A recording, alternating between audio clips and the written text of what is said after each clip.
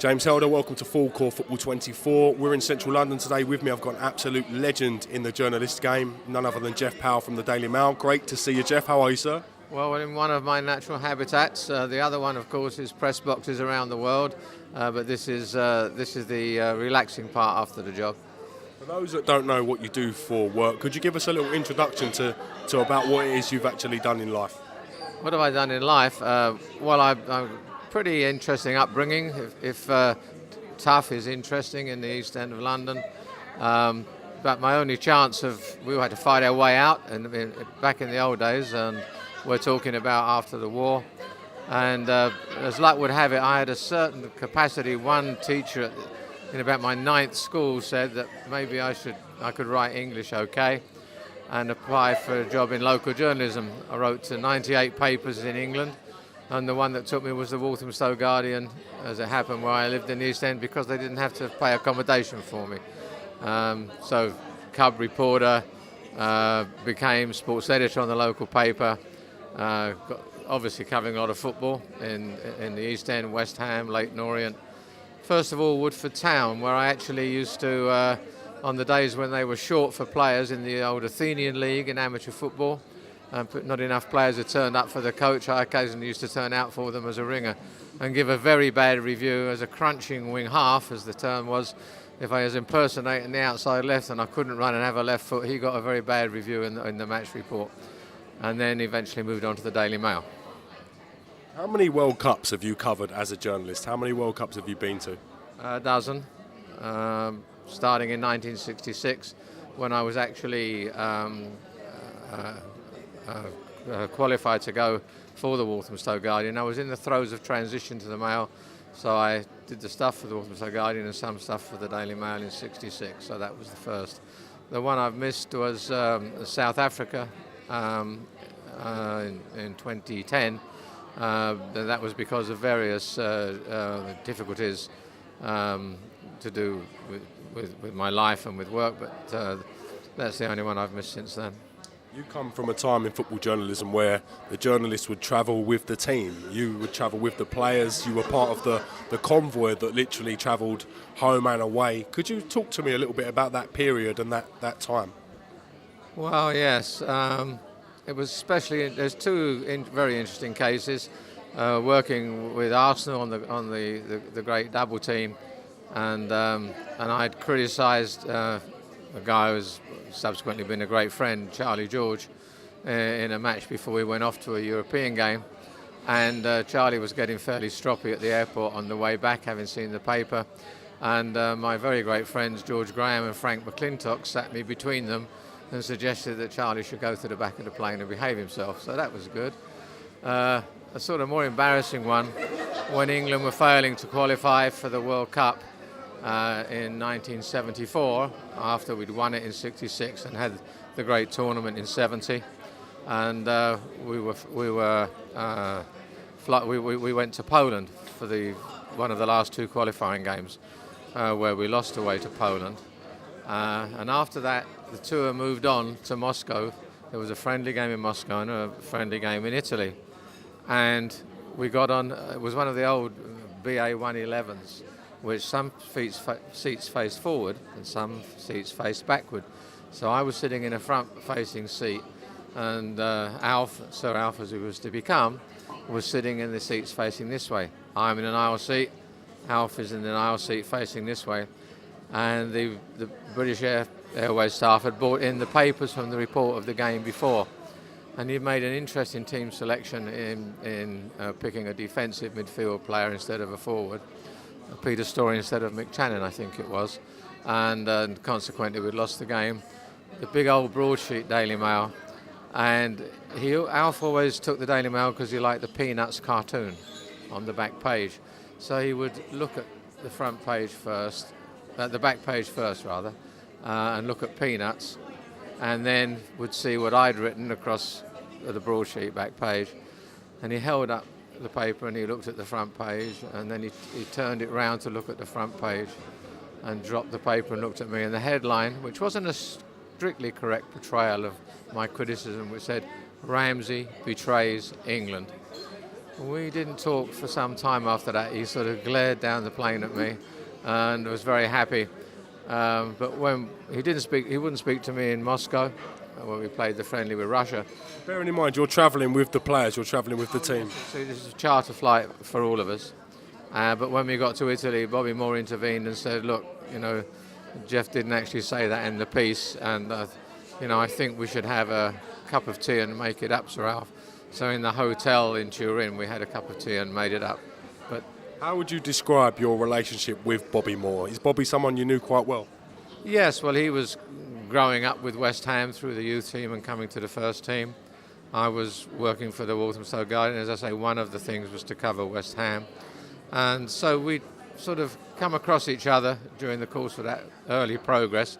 Don't forget, we both started very young. Bobby as a young apprentice, and I was a week before my 17th birthday when I started on the local paper. So we were in the same area, aware of us, bumped into each other a few times. And then one night I went to the Ilford Palais, which was one of those great old dance halls with the great silver bowl with the lights turning and what have you. And Bobby turned up in there, so we kind of said hello.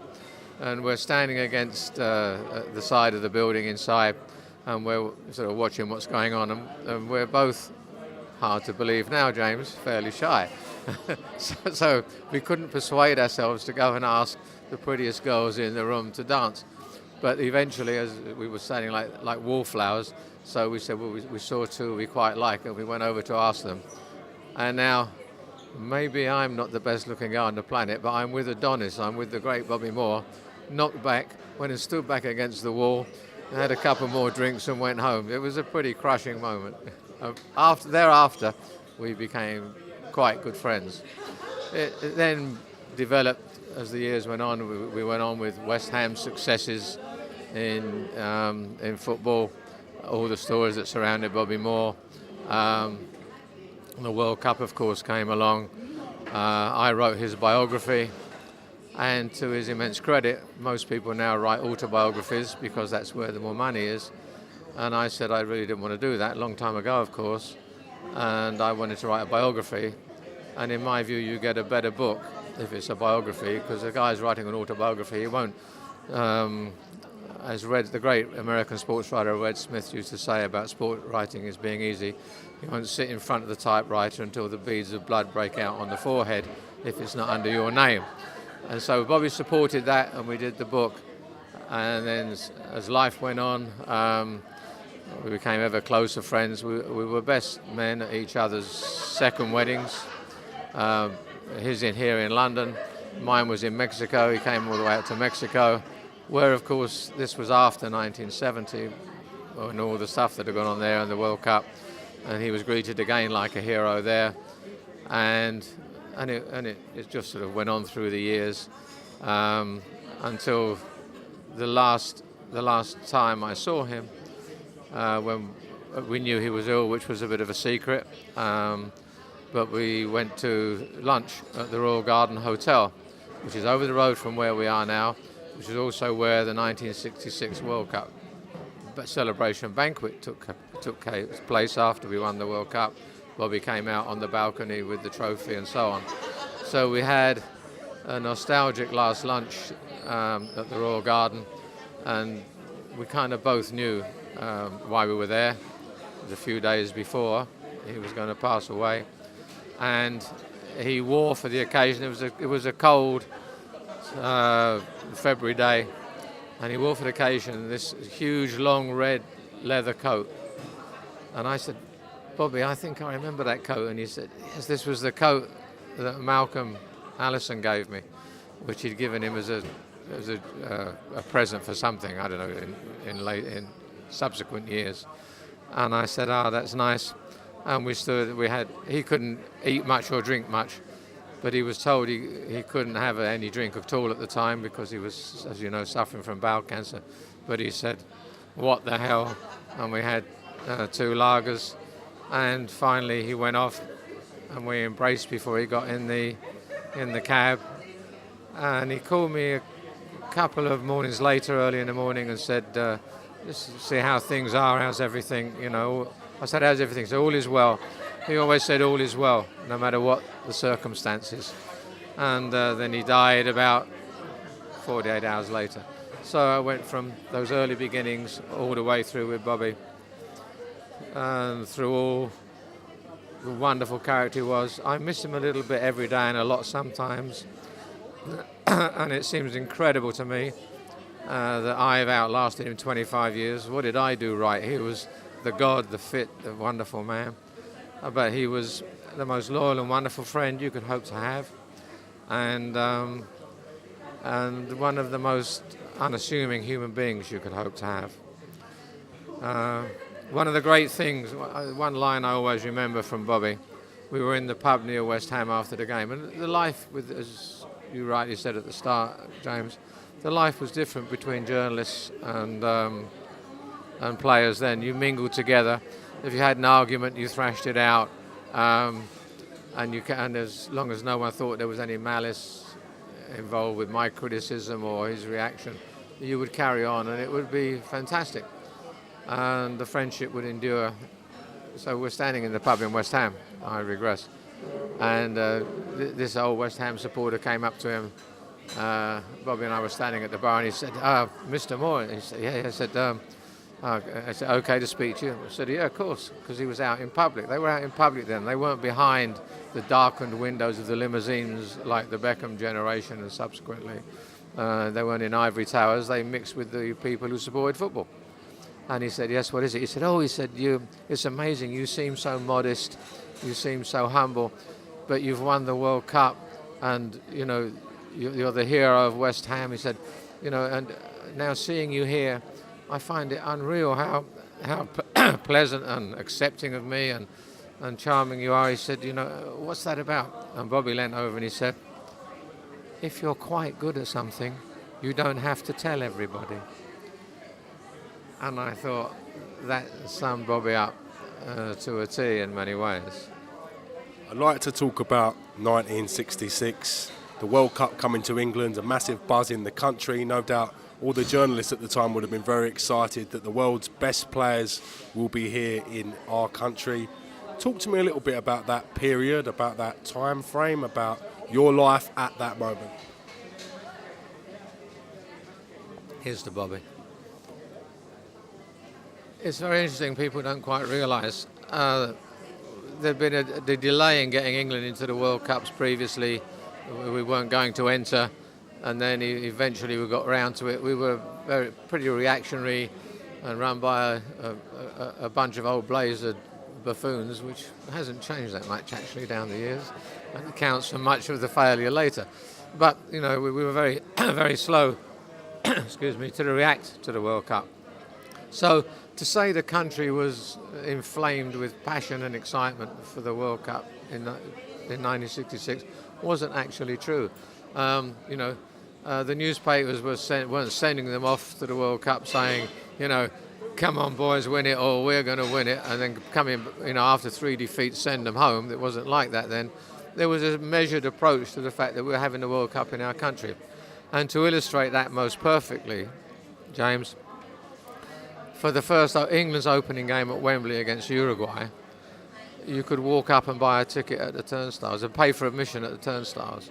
That's incredible. Can you imagine that now with all the marketing and what have you? The people in the cloth caps and what have you were coming up to play at the turnstiles. And you don't quite realise perhaps how close 66 was to the immediate post-war era. I mean, football had been the opiate of the masses after the war. It had been the escape from the privation and or the horror of the war, and then the poverty which followed it. We were busy paying the Marshall Plan to resurrect Germany, and our country had collapsed. It was an extraordinary time, and people would go. The reason football matches kicked off at 3 o'clock was because people on a Saturday, because people worked in factories until 1 o'clock or 1:30, and then the factory hooter would go, and they would come out of their factories and go to the football. Excuse me. And we were still close to that. Football actually had gone into a bit of a dip in the sort of late 50s. Give me 1 second.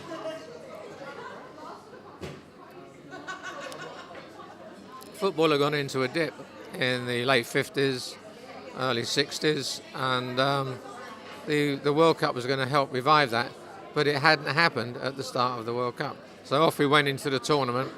We drew the first game with Uruguay 0-0, not very exciting.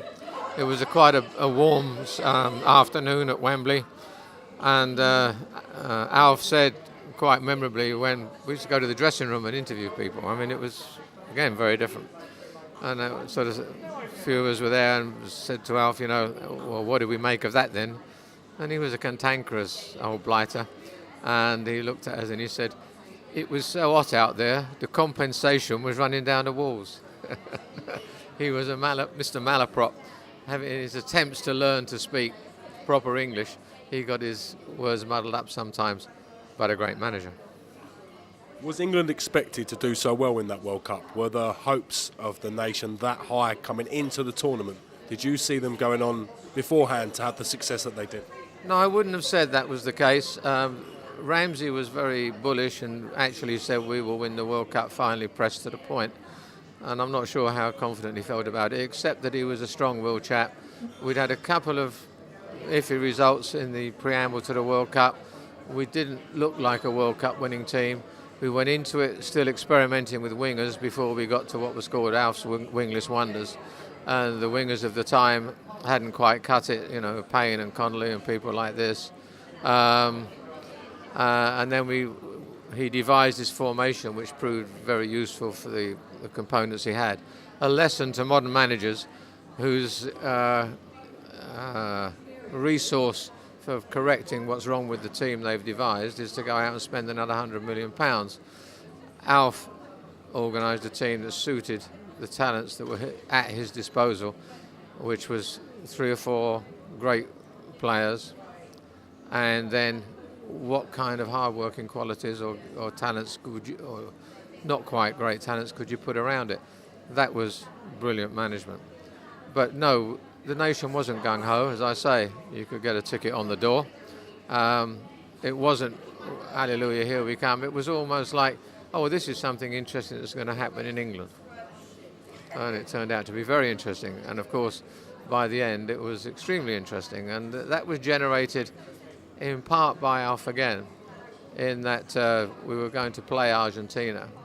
And Argentina had a terrible reputation. We're playing them in the quarterfinals. And Alf described them as animals because of some of the tackling that had gone on in previous games. He scored a huge political point with the referees and the officials by saying that.